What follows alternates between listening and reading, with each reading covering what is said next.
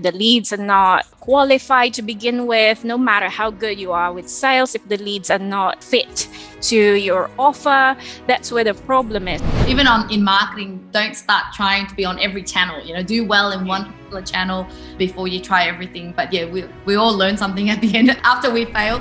Growth really is all about being able to grow slowly.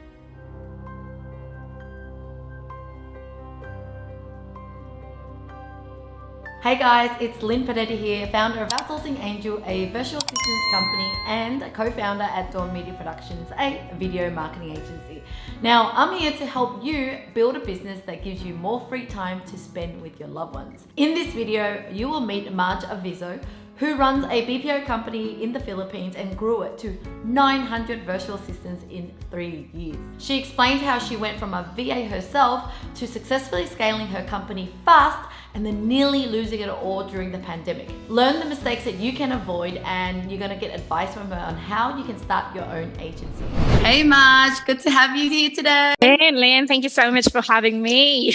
Oh my God, I can't wait to have a chat with you because I have a mentoring program called Outsource Masters, and we've been getting a lot of actually Filipinos that are coming in and going, you know what, I want to be more than a VA. I really want to actually grow an agency and to help my people, and it's always really inspiring when I hear that submission when they apply. It's really not about themselves. It's really about, helping people, and how do I get more of my friends be hired as VAs. I wanted to talk to you because you've done that. You started your own agency in the Philippines, and I kind of want to share with the audience, how did you do it? How did you come up with the idea, and when did you decide to build up your own business and be an entrepreneur? I'm so happy to share my journey with everyone else who's also planning to start their own VA agency.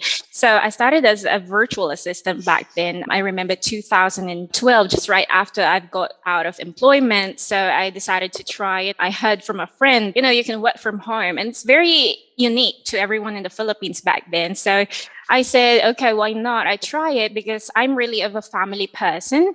So I wanted to stay with my family while earning a decent income. So I tried that. So I've built a relationship with these clients. And one client in 2015, she said, you know what, Marge, why don't you help me build out a team here in the Philippines? And so I was just doing it out of being paid. I wasn't thinking about building a business. And I realized when I grew this team from 3 people to about 30 people, I realized, wow, I can do something beyond being a virtual assistant. And so when I told my client that maybe I can start building this team, and you can, and instead of you doing all the payroll in-house, you can outsource to me, and I can help you with that. And they said yes to it. And then in 2018, we hit a problem. These people work from home. Our customers are hearing, background noises, children crying in the background, roosters in the background. And the customers were like, where are you located? I hear roosters in the morning, And so we had to do something about it. I know that when the client told me that, I knew that I had to build a physical facility. And so in 2018, I built a physical office, really just small office to begin with. And then that's when I formalized everything. I registered a business for the sake of being formal. I had to do things right here. That's when I realized I have to make serious of this business if I want to continue growing. I realized, it's not really about the business itself, but sustaining the jobs, because, if we lose the client, then we have to replace that. And these people are waiting for you to give them jobs. So I had to find a way to keep generating more clients for the business. And now, fast forward to today, we've been hit by the pandemic. We declined a bit. It's been a really tough journey, to say the least. Yeah, well, what an amazing journey. And it sounded like an opportunity came to you and you kind of just took it. And you never thought about being an entrepreneur? Like, you ever in your life as a young girl ever thought that you would want to be a business owner one day? I guess, I don't know, maybe when I realized that back when I was in college, I was this, girl who is doing well in school, but not really satisfied. You're looking for something. And I guess I'm not encouraging everyone to be like Steve Jobs or Mark Zuckerberg, who have gone out of school and just decided to jump onto entrepreneurship. But it's how it feels. You wanted to do something beyond just what is on the school curriculum. And so that's what I felt. I call myself rebellious for doing that. I was skipping school. And then I realized I was built for entrepreneurship along the way because I love new challenges. I love solving problems that are not usual and, they don't occur on a day-to-day basis. Yeah. And so when you had that client that expanded like 30 VAs, how did you grow from there? Like, was it still just referral from that person, or did you have to go out and find ways to get clients? Yeah, so initially it was tough because you're figuring out what will work for your business. So initially we were doing referrals, and then I had to go out and network. I attended seminars and events, and then someone had known that I run a BPO or an agency here in the Philippines. They tapped on us, and that's how I won this client that made up about 60% of our revenue. Wow. So what's an example of that client? Like, what industry are they in, and how? Well, I've never come across a client that would hire, like, I don't know, how much, Yeah. how many seats is 300. Yeah. 300 people. So he hired 300 people from you. So what industry or what kind of business was it? And what did he hire people for? Yeah. So it's an AI business. So think about Amazon Mechanical Turk. So they are hiring people who can do several tasks. It's something that you cannot automate in-house or do something technology probably to solve that problem. It's because they want human intelligence to be involved in the process. And so they needed about 300 people to do that task so that it teaches the robot to do that in the future. So we feed them data, so to speak. It's mostly technology companies, AI, machine learning and all that, SaaS technology. Back then, I remember when we met, you were doing telemarketing type of VAs, and now you're kind of mentioning that this particular client hired it for AI related things. So what kind of niche have you covered? I guess share with me the journey in you. What kind of services did you start off offering? What did you offer along the way? And what are you finally offering right now at this point in time? Yeah, I guess when you're starting out, you try to find your path, your core strength, so to speak. So when we were starting, we were really trying out so many things at the same time. And I think that's where the number one problem is. And it's a common issue. You have to stick to just one thing at a time, measure that for about 3 months or 6 months and see if it works for you. When we started, we were doing so many things. We were doing telemarketing, we were doing support, we were doing back office back then. We had to drop them along the way, starting with the telemarketing when we saw that, well, we were burning more cash than earning. This is supposed to be the most lucrative account based on the projection. It's not working that way because simply it's not our strength. We hired operations manager. I think it makes sense. We hired an operations manager who is skillful in sales, but it's still not working for us because of so many things, like the leads are not qualified to begin with. No matter how good you are with sales, if the leads are not fit to your offer, that's where the problem is. And so we dropped sales. Now we're left with back office and we have technical support. And now COVID hit, these people in the back office, simply because they're back office, they can be done from home. So that's what happened. The client decided to just hire direct. These people are working from home. They've built a platform where, just like Amazon Mechanical Turk, they built a platform where they can employ or get people that are working from home, maybe, mothers and all that. And then they had decided to cut off the relationship with us. So now we are back to like really a really heavy decline. And now we have the technical support left. And then we realized that, it's been easier to just have one account or one focus right now, because I realized it's been easier from onboarding. We know our staff, we know what we can deliver to the client, we know their expectations. It's really a fit. Now, when we are hiring people during the recruitment phase, it's been easier for the recruiter because she knows what type to look for. So yeah, it's been easy. It's so flawless. And now we had we had this client in the technology space as well. It's a platform for seminars, webinars, and all that.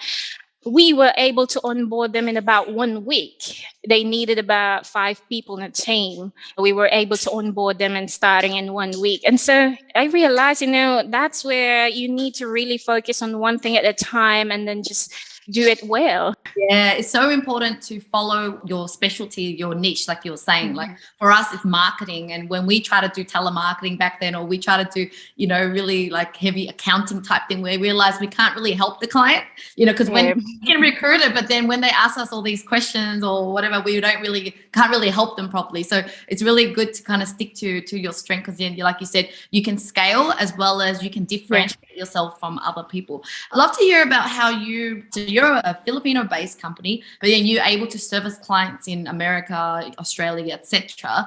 Is there any tax implications, or how does the finance work? As well as the second one is you also have an American, I guess, is he a salesperson for you? He's doing sales. Yeah, is that really important for you in order to grow your business because you're kind of based in the Philippines?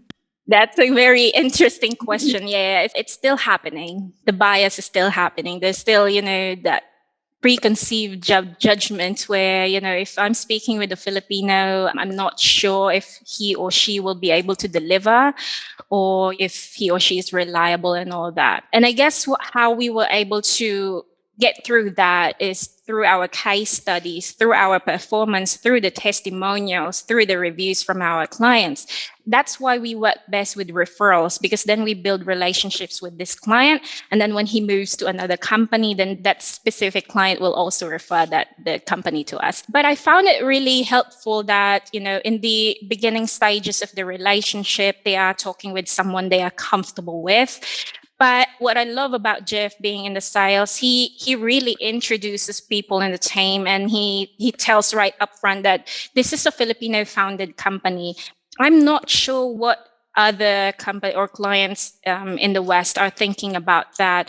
But the whole horizon right now has changed from back then where, they now recognize that this is a global thing. So they can really work with so many people. It doesn't matter where you are in the world. And even if you are in the Philippines where the cost of labor is really cheap, you can really ask for price that it equates to the value that you deliver. So it's all about you being able to deliver that value and being able to really serve your clients as they want.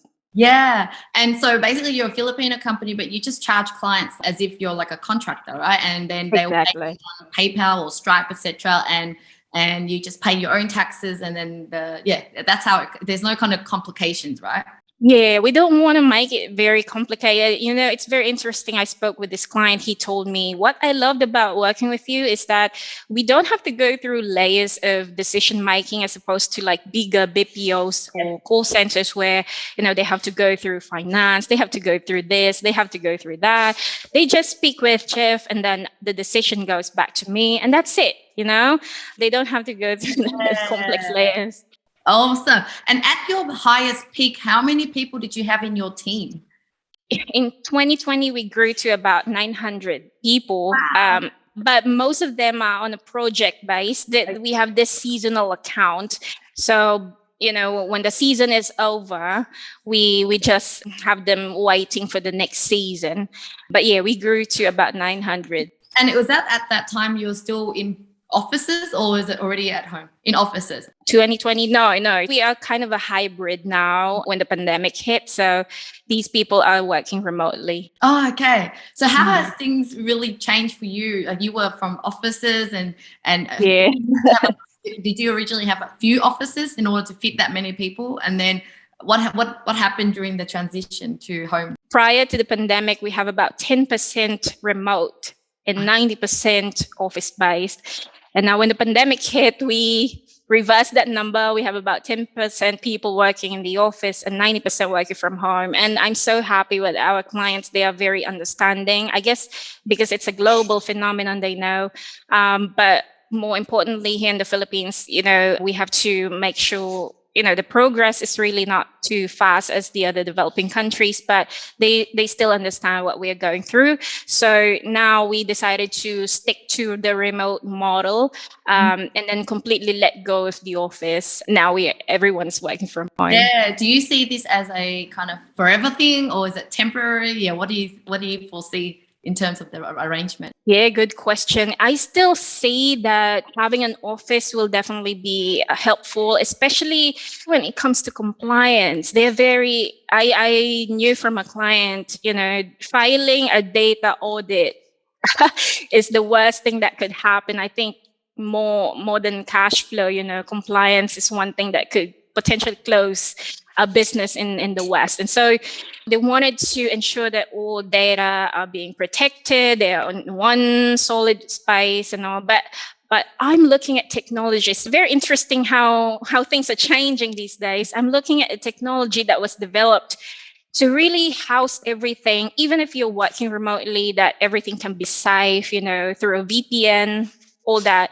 I'm not so tech savvy. We have an IT guy doing that, but yeah, that's how I understood it, and we're exploring that option. Yeah. Now, I know prior to our conversation, you were kind of expressing how it's been very challenging for you to, the whole pandemic hit and all that happened.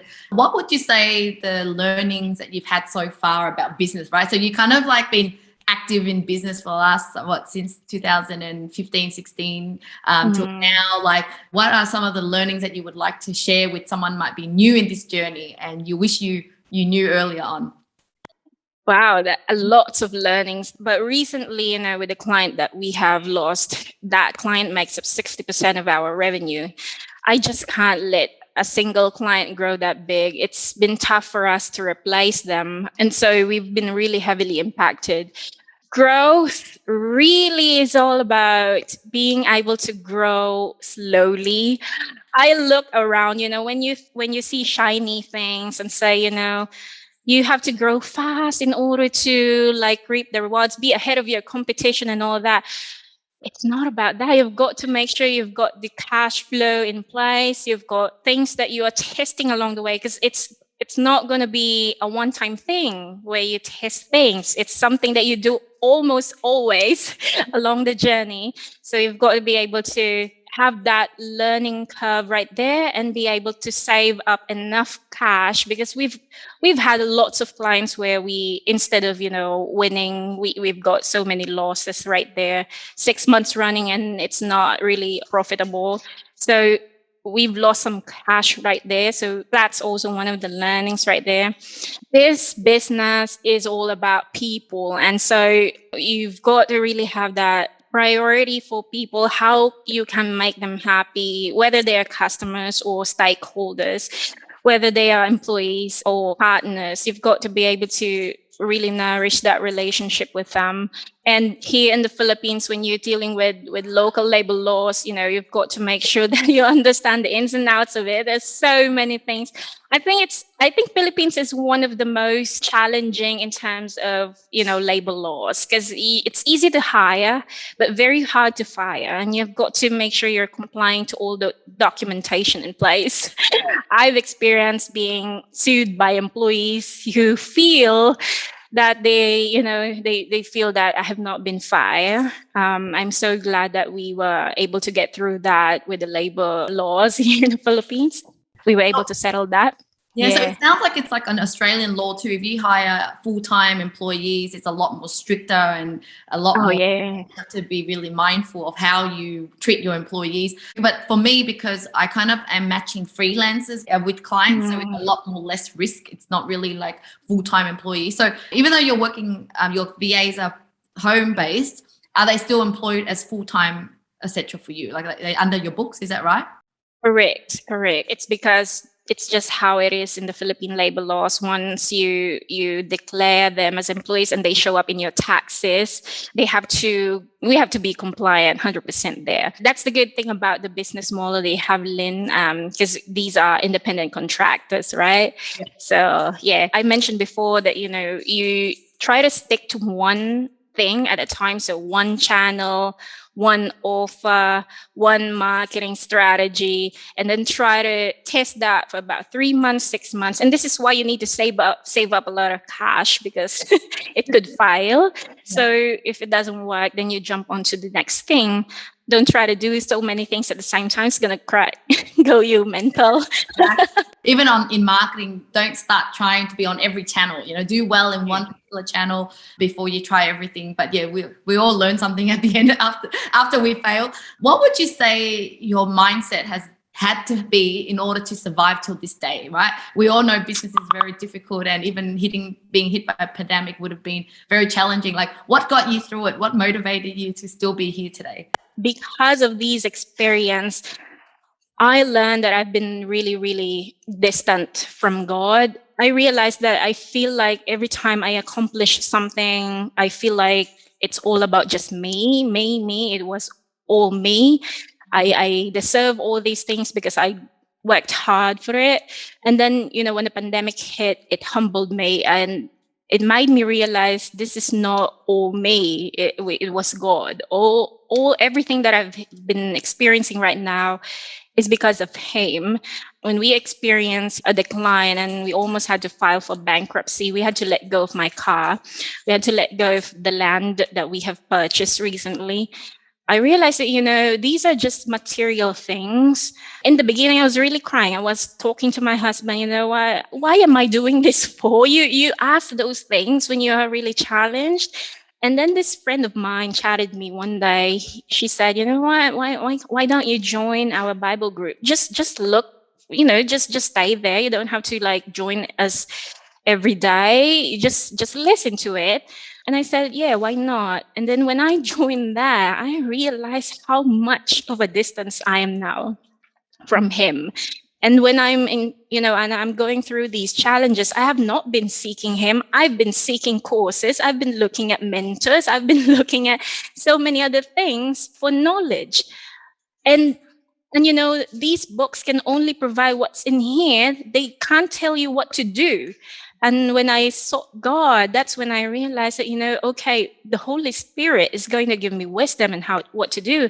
And every day since then, when I'm talking with investors, when I'm talking with creditors, when I'm talking with partners, I would cry because I don't know what to say to them back then. But when I joined the Bible group, I realized, I have to be confident.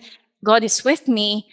And the idea just goes out there, you know what to say, you know how to defend yourself, you know how to get through this. And right now, thank God, from March of 2021, we are still able to get through every single month. And I guess, I used to think about what are we going to do 6 months from now, 1 year from now. But now I decided to just stick to what am I going to do after this hour, after this day, after this month. I just want to keep it short term until we get through this challenge. So yeah, that's the mindset shift right there. And back then I used to be more, okay, let's spend on this thing, let's spend on that thing, because I think that's going to help the company. But now, because I guess, it comes with a really low cash flow, but also I've become more mindful of where we are allocating the budget and the resources. Is this going to give us, a return on investment, or maybe is this going to move the needle in the business? So instead of focusing on things that could be costly, I would rather invest on things that would get us more clients, or get us to our goals. So those types of things. I love that God has a way of just teaching us, giving us a chance again, right?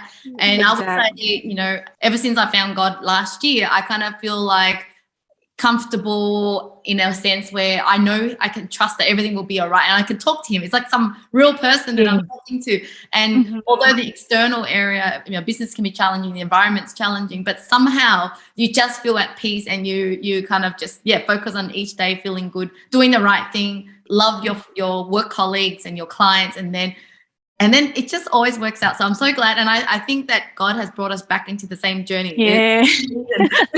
Nothing is a coincidence. Nothing exactly. It's His plan. Well, thank you so much. You've just been so Thank wonderful you. and shared so much, and I can't wait to do some more stuff with you. So thank you. Yeah. Yeah, let's help the people that are wanting to build this agency. So thank you so much for having me, Lynn. Thanks. Well, thank you so much for watching, guys. I would love to hear in the comments below if you have any questions for Marge or myself around growing a VA business or working with virtual assistants themselves. And if you'd like to learn more about starting or growing a business, then check out my next video here.